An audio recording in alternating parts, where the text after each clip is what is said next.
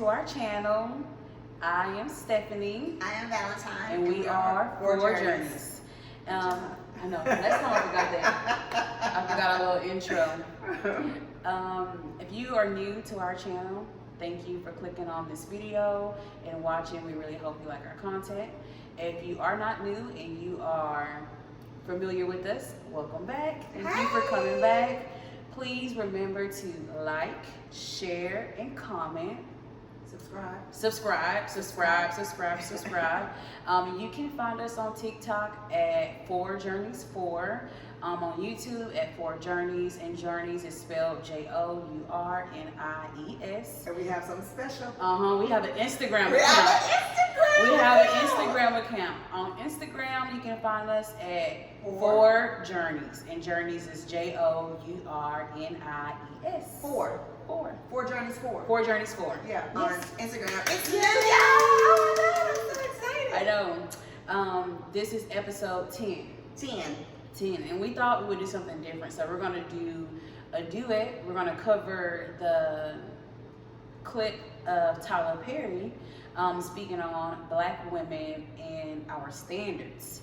Tyrese, go ahead and put that clip in there so that they can see. Put it somewhere here, there, I don't know, but put that clip in there so they can see what we're talking about. And we're going to get into it. So. Listen, a lot of women, especially Black women, and I might get in trouble for saying this, but I will. In our society right now, Black women are making a lot more money for the most part than Black men, right? There are a lot of Black men who are successful, but for the most part, Black women are making the money. So if you can find love, if that man works, at whatever job, and is a good man, and is good to you, and honors the house, and honors his wife, and does what he can, because his gift may not be your gift. Exactly. That is okay. That's not somebody who's beneath you. Yeah. That's somebody who came to love you at your worth, right? Yes. And as long as he's secure in himself to know that, yep, she makes most of the money, all I can pay is the light bill. As long as she's comfortable enough to say, I'm gonna cover the mortgage and all the other stuff, you've handled the light bill, baby, you can take me to dinner every now and then. That is fine. Yeah. That's fine. Yeah. But that's so hard for a lot of people to take in, because that means, no, I need somebody they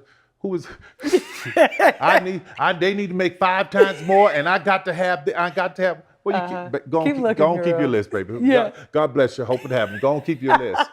But when you talk about just someone to love you and support you, I know people whose men can't touch what they make. But when you see them together, that love, that support, that I got you, babe, it's a beautiful thing. It is. Yeah, it is. yeah. How did they pull all of this negativity out of this one clip? Mindset. I will say, Black women, we, for a very long time, we have not gotten the understanding that we need. We haven't gotten the comfort that we need. We haven't had safe places from men, from our homes, from our family, mothers, fathers. We haven't always had a safe place.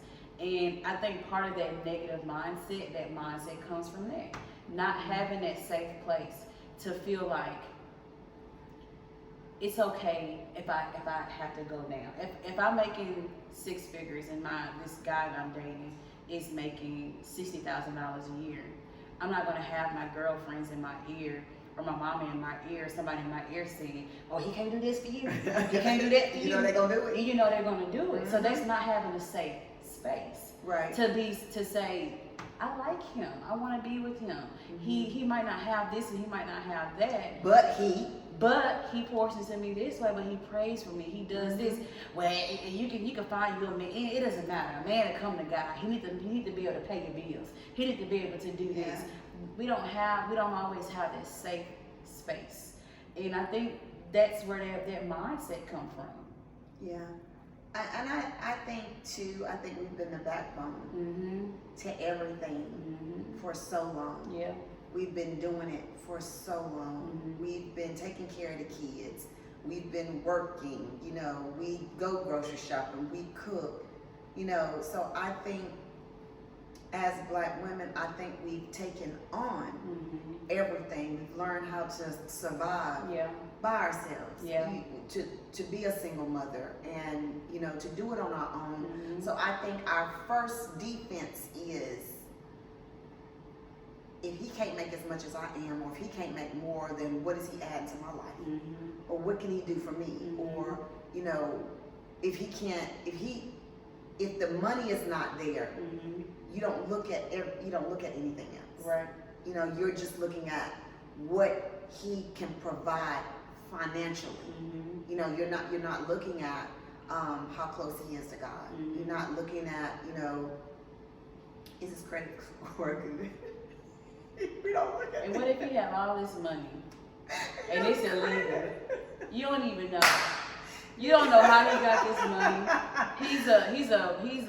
He might not be a thug in the streets, but he might not be getting this money legally. Right. And you don't even know that until it comes all crashing down. Right. You know, like, I think I love history, and I think some Black people, we stray away from slavery and from like things of the past, but I think that we can find a lot of the why by looking at things in the past, from the crack epidemic, from slavery, from so many things that we as Black people have been through, to see where did this out of order happen.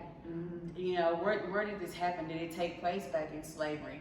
Now I hear a lot of people, like my mama, she'll say, I remember things changing when crack came out, you know, and they had factories that the Black men were working in, and the women might have been at home.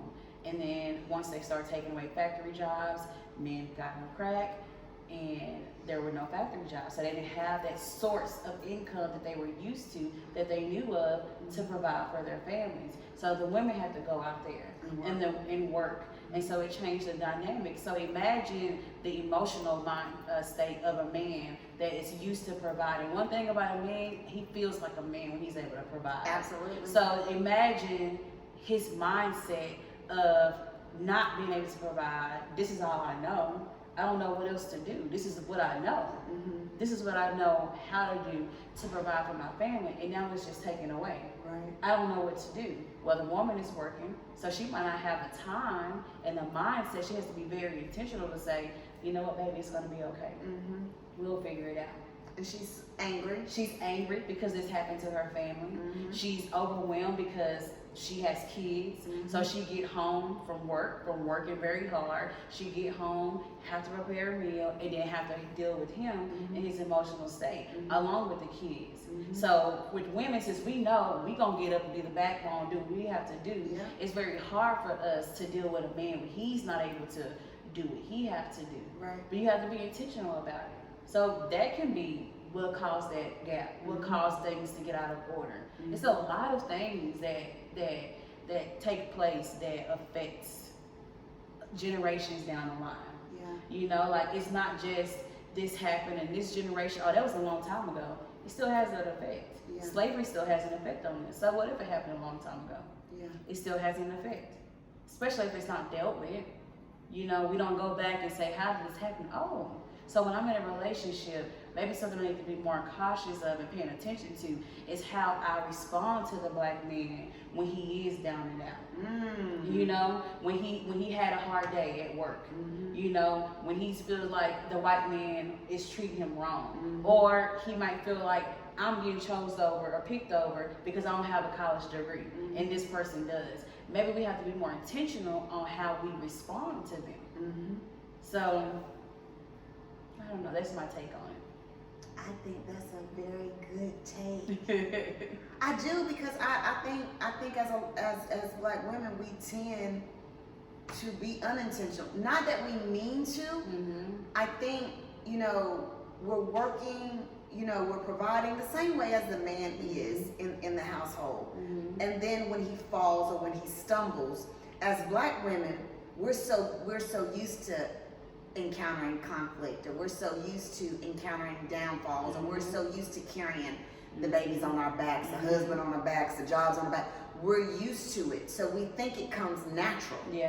But in actuality, it doesn't.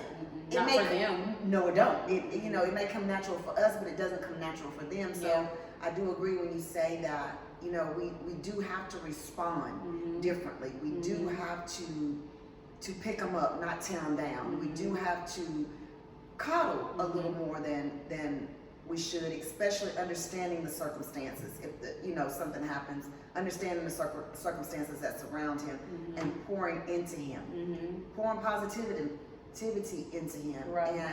and loving him correctly. Because I do believe that when and if and when you're loved properly, I think the outcome is very different. Yeah.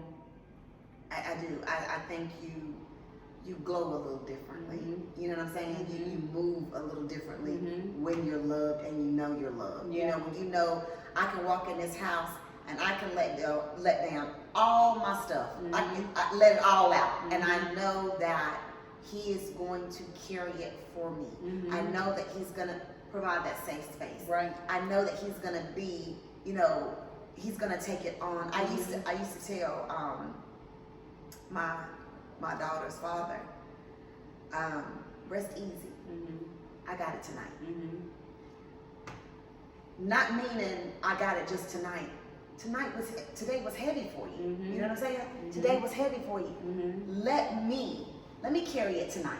Rest easy. Yeah. Let me carry the burden. So I think that's so important. When you can relax and know that your partner, I got you. Right. I know it was rough. I know it's rough now, but I got you. Right. I'm not here to criticize you. I'm not here to put you down. I'm not here to drag you. I'm here to carry you in your time of need. Right. And that's where I feel like we've been lost at. Yeah. We don't know how to carry one another. Times get tough and we ready to go. I want a divorce. I want to break up.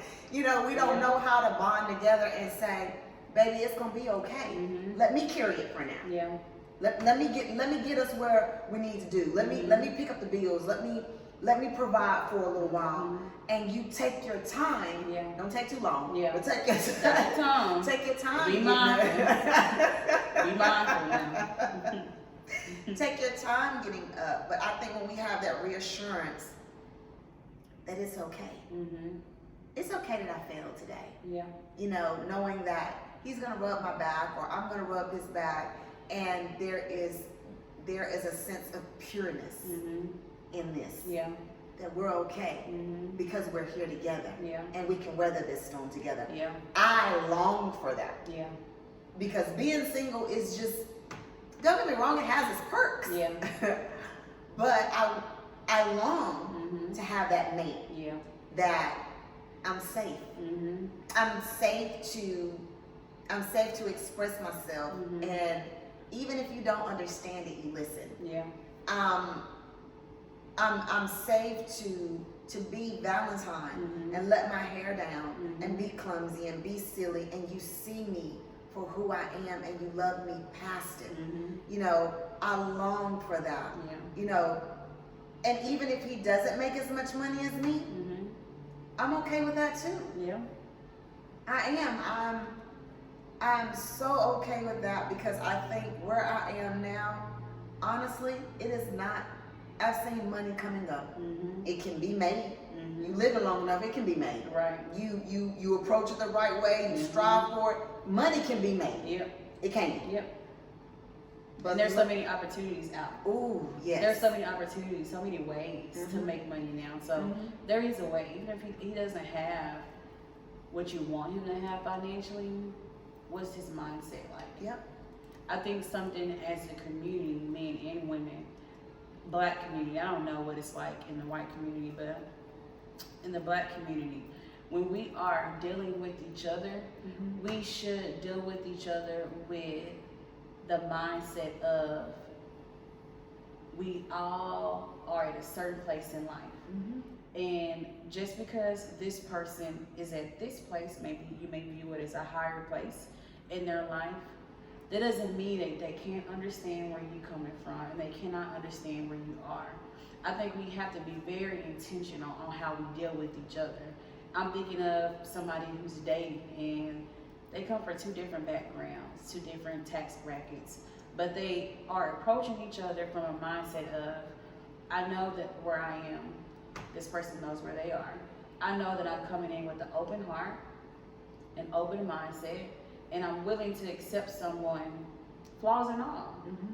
I know that we all have a path to go through. Mm-hmm. Don't go A in journey. a journey. We all have a journey to go through. So don't go in it with the mindset of, you gotta come with this. Mm-hmm.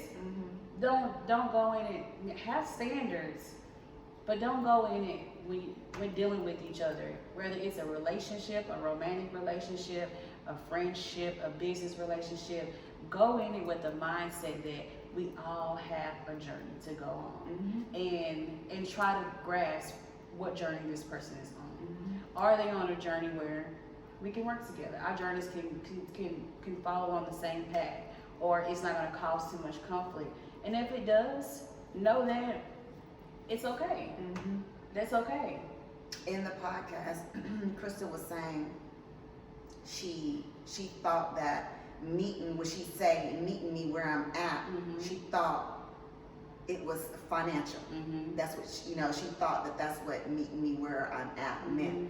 And I say that a lot, so when she said that, I was like, I say that too. Yeah. But that's not what I was thinking. Mhm. You know, I wouldn't, when I say meet me where I'm at, Mm-hmm. I mean spiritually. I Right. mean emotionally. Right. I mean your heart has got to be in the right place for you to approach me. What are your intentions? Mm-hmm. Meet me where I'm at, meaning psychologically. Mm-hmm. You know, where are you at? Mhm. You know, this is where I'm at. Yeah. You know, not so much as, you know, meet me where I'm at, where you at financially. What, I mean, what's going on? You know what I'm saying? Maturity wise. Mhm. Meet me where I'm at Mhm. maturity wise. Mhm. Meet me where I'm at maturity wise. Mhm. Of course, if I'm making 6 figures, no matter if I'm making 6 figures or not, if maturity wise you still acting like you a teenager, well, no, we're not gonna work, Right. because we're gonna clash. Mhm. But I get it, because I went through that stage of where I was a teenager, Mhm. so I wasn't as mature. You're just not as mature enough for me. Mhm. It's not I'm looking down on you. Mhm. I just need someone that has a certain type of maturity. Mhm. Meet me where I'm at, Mhm. maturity wise. Mhm. Meet me where I'm at. Yep. I just think overall, I was disappointed. Yeah. I was, Stephanie. Yeah. And when I saw it, I was like, I love Tyler Perry. You know, I was disappointed. I was disappointed in him at first. Yeah. And then when I went back to the clip, I was more disappointed in us. Yeah. I was disappointed in just the way we look at things. Yeah. The way we respond to things. The way we pull the negativity out. Mm-hmm. Even when it's not there, we find it. You know what I'm saying? And that is the part. If it's negative, I don't want to be a part of it. Mm-hmm. I do not want to be a part of it. I don't want to have anything to do with it. If you can't speak positivity to me, Mm-hmm. then I'll need for you to clear my path. And that's another thing. Meet me where I'm at. Yeah. Meet me where I'm at positively. Mm-hmm. Do not meet me where I'm at and you negative. Mm-hmm. And you got something, you sitting around gossiping about everybody, or you ain't got no constructive criticism to pour in. Meet me where I'm at, because my life right now, this must be. Mm-hmm. It is not about negativity. Mm-hmm. I don't want no part of it. Mm-hmm. I don't want you to look at me with it. I don't want you to talk to me about it. Mm-hmm. I don't want it. Yeah. So, you know, for her to say, meet me where I'm at, I was like, yeah, I say that all the time. Meet me where I'm at. Mm-hmm. You know, And that's what that means, not Yeah. just financially. right. Meet me where I'm at. Meet me where I'm at. Yeah. My psychological, where, Mhm. you know, my positivity, my Mhm. space, Mm-hmm. my aura, Mm-hmm. my spirituality, Mm-hmm. my spirituality. My spirit. Right. My, Where, yes.